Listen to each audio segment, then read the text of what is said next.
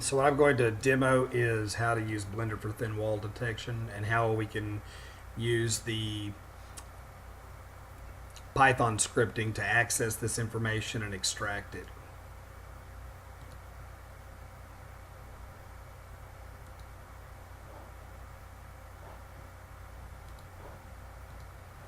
So first we import the model and we rotate it just so we can see it better.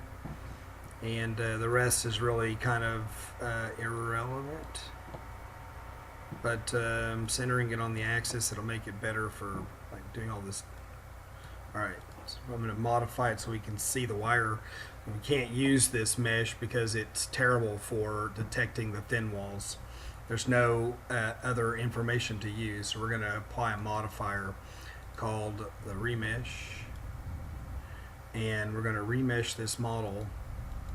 And I'm not going to do it terribly dense because it's not really necessary. That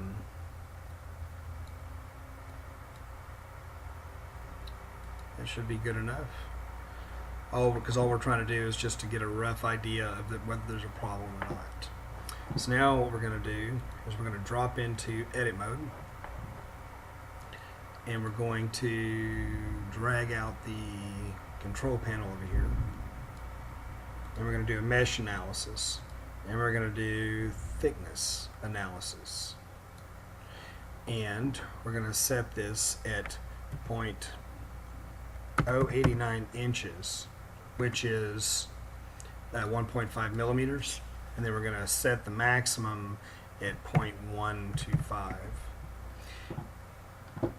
And then I'm going to come over here and I'm going to set my thickness at 0.089 also, and I'm going to tell it to compute the thickness, and when it does, it's going to generate a list of all the thin faces, telling me there are 3,014 vertices that are too thin or too close to each other. So with that, I can force it to highlight them. And now that that's done, we can export this information along with the color information. So everything that's in orange is too thin to print. So you can see that the thicker the model gets, the better. So let's go back to object mode. So you can see how too thin, fine, fine, fine. Same thing with the tip of the pie.